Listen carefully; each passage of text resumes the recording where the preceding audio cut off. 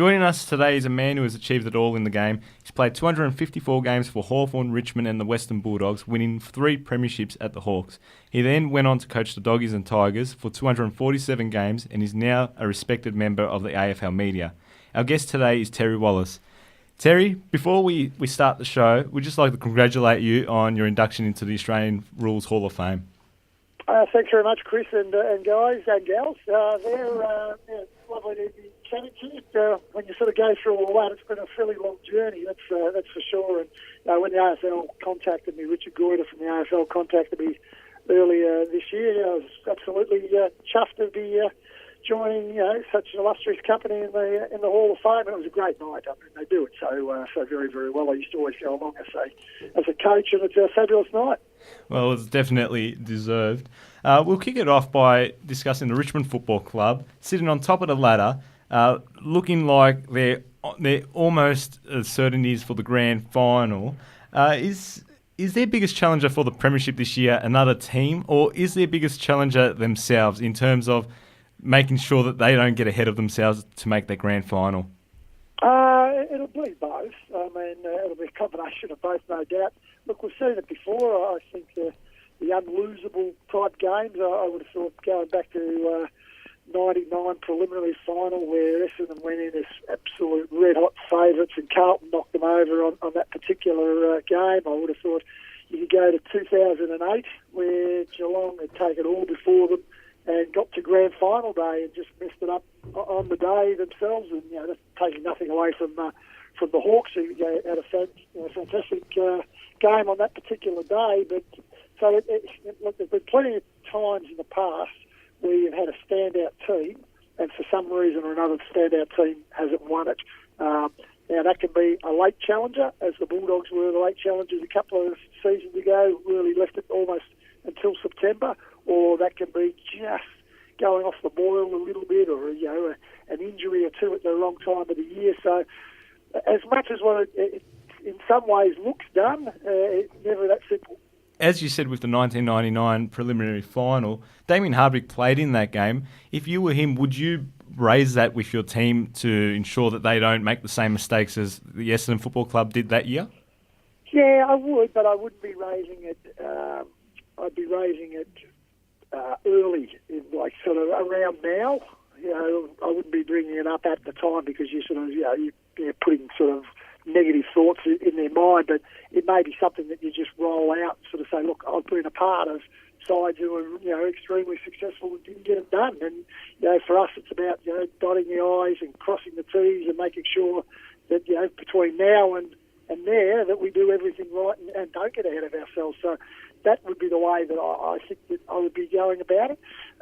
You've got to be a little bit careful with the history stuff because players want to live in the now. They don't want a history lesson. They've left school for a purpose, and they're not that keen on all the historical stuff. So you've got to be a little careful. But I think just a tender little warning along the way. I don't think there's anything wrong with that.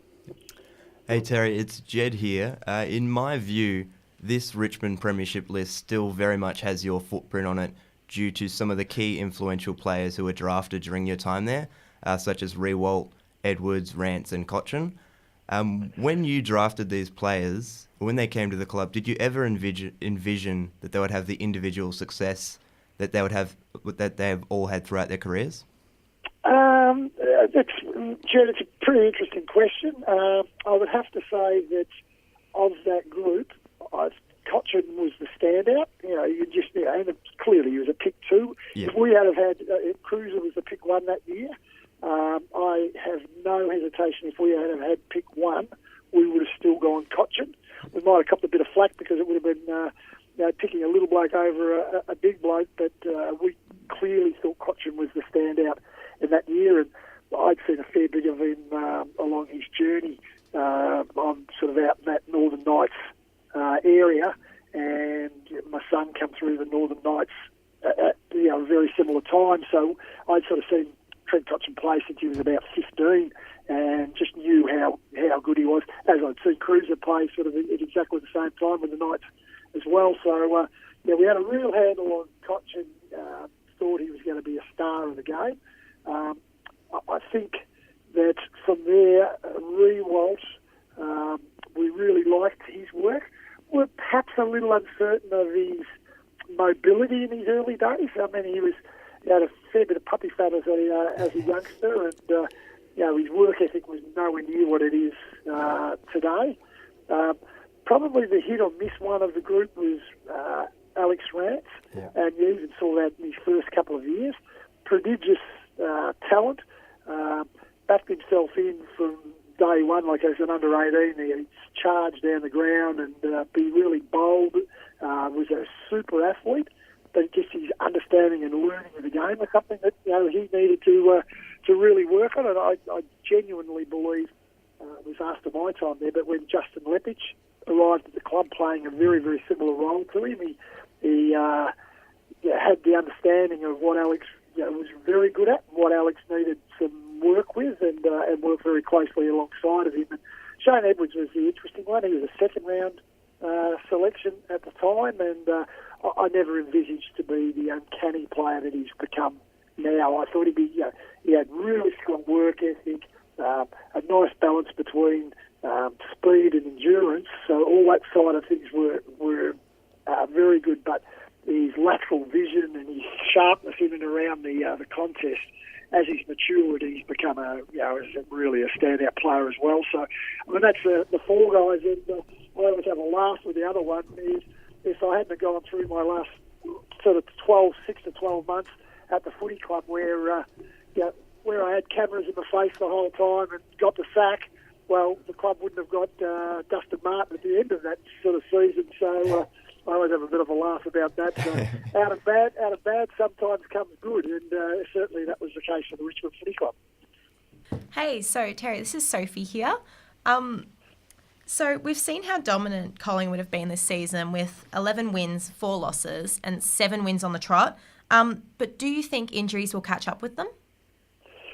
So it's an interesting one. I think that they've been able to reinvent themselves along the way, and it's not that dissimilar to Richmond in some ways. If you think about Richmond last year, they almost fell upon this smaller forward structure. I mean, they wanted to go taller. I think that Collingwood were the same. Collingwood, had worked with Reid and Moore in the structure for most of the summer. So it was going to be Reid and Cox forward, Moore down in the back line. And through injury, they've all of a sudden found this sort of unit that works so well for them. Basically, it's all full of 6'1", 6'2" in the old. Now, they're all sort of that medium size. You had a look at their back line on the weekend.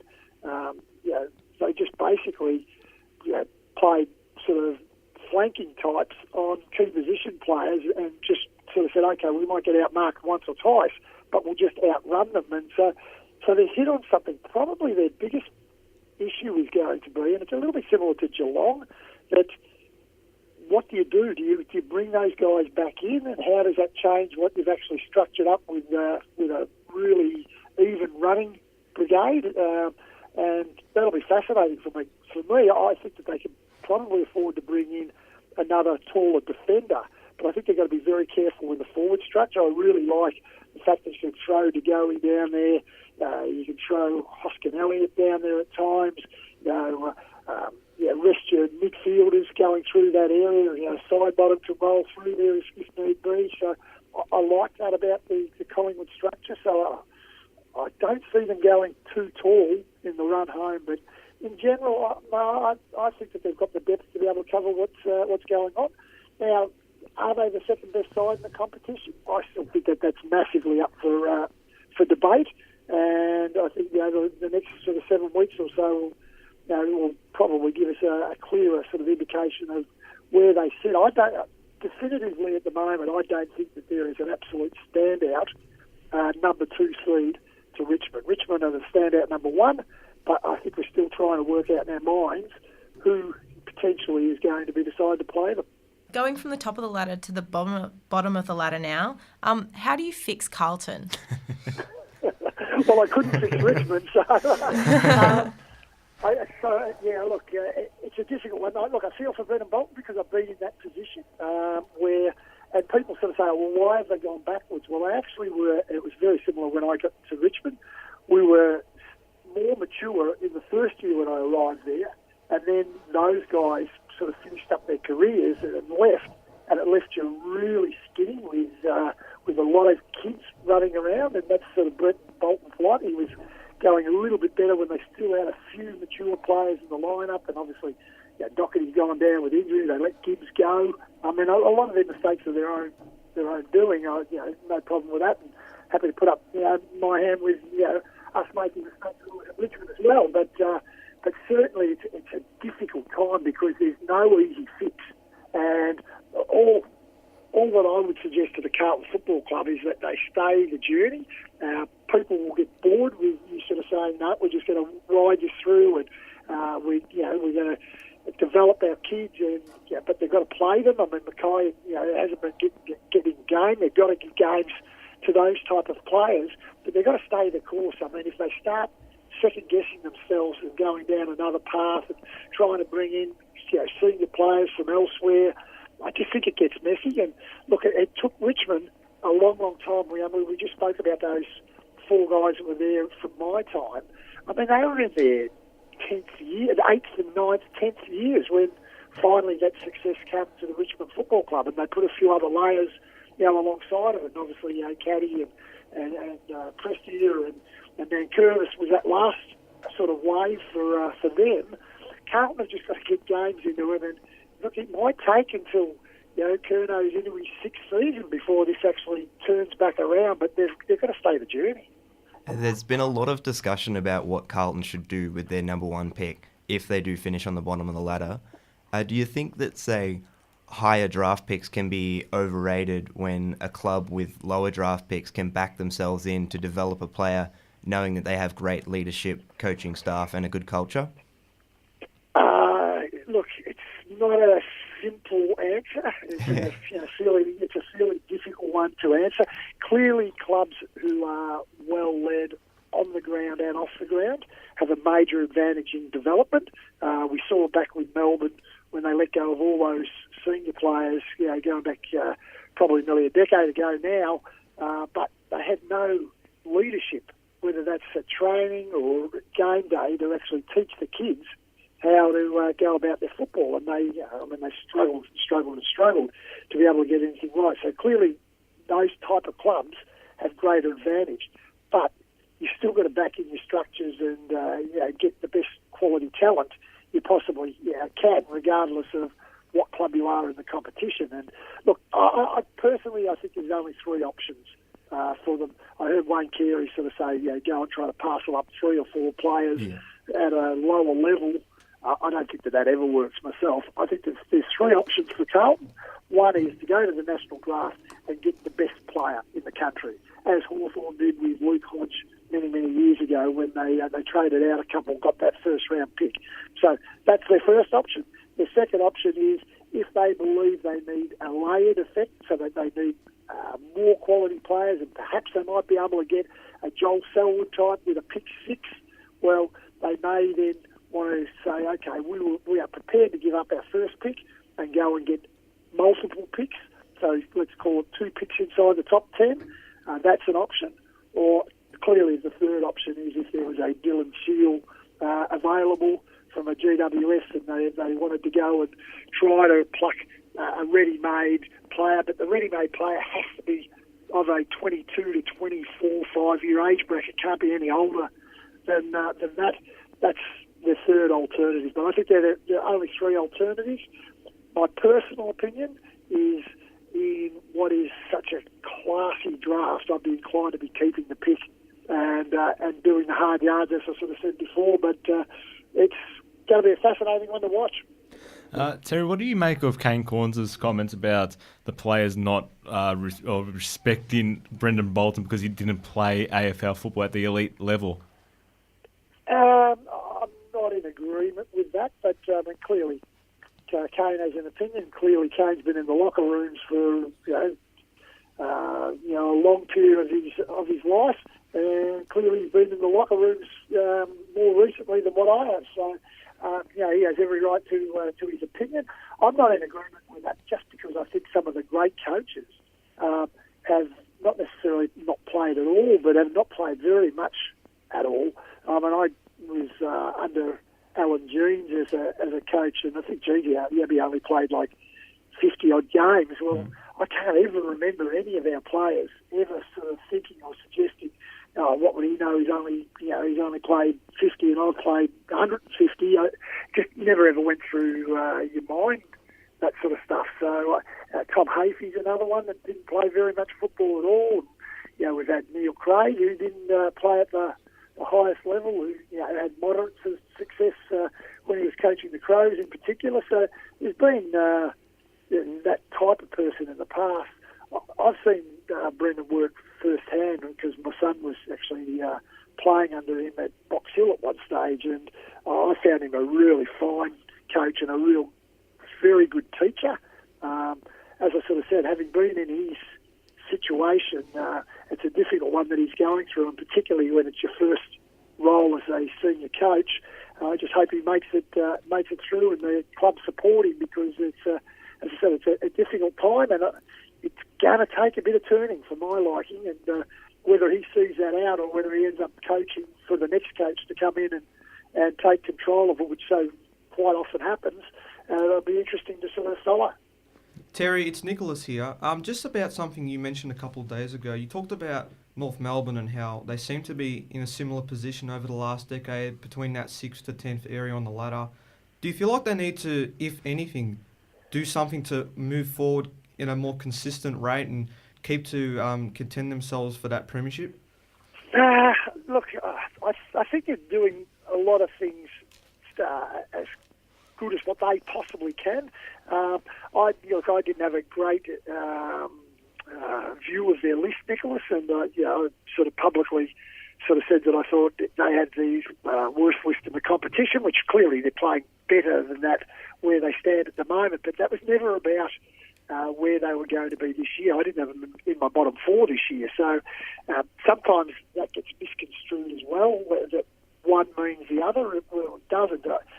When you're talking about lists and when you're trying to analyse lists, you're talking about premierships and when's your likely opportunity for the next premiership. And my worry for North is that I don't see almost their entire goal-to-goal line being there by the time they're contending for the next premiership. So I don't see Thompson, Waite,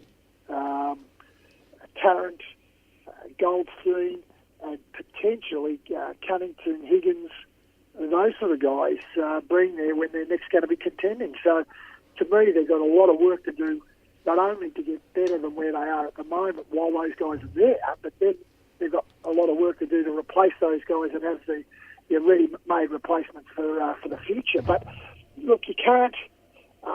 When I was saying that about being in that vortex between 6 and say 10, I did go on record as sort of saying that's because of their honesty. I mean, every year they put in and they have a crack and they know and understand what it means for their supporter base to be out there absolutely giving it their best all the time, because they can't afford to bottom out because it's only a small footy club. So, there's not much that I can sort of see that they can do more than what they're doing at the moment. They're chasing, some high-end senior players. They've organised themselves to have a little pot of gold there, but whether they can get those players over the line and whether they can have the success while that group of blokes that are there that I just sort of spoke about are still around, to me is questionable. I mean, as I sort of said, I admire what they do and their input, but I just still have question marks on what it's going to look like, say, in 5 years' time. Well, speaking of contenders and your concerns for them, you said that Sydney couldn't win the flag this year because of their underperforming midfield. We had Jack and Hanbury and Kennedy as some of the types that were underperforming.